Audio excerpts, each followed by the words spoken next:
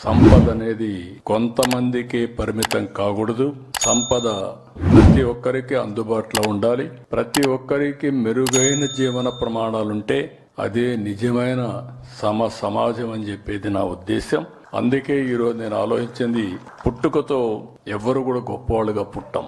ఒక ఎన్టీఆర్ని తీసుకున్నాం, ఒక మహాత్మా గాంధీని తీసుకున్నాం, ఒక అంబేద్కర్ని తీసుకున్నాం.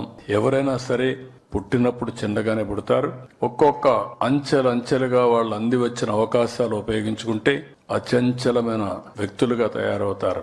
ఈ రోజు మీరు చూస్తే ఒక్కొక్కసారి ఇలాంటి యుగ పురుషులకు కూడా ఆ సమయంలో అండగా నిలిచినటువంటి వ్యక్తులు ఉంటారు. ఈ విషయం మీరు గుర్తుపెట్టుకోవాలి. అందుకే నేను ఒక కార్యక్రమానికి శ్రీకారం చుడుతున్నా.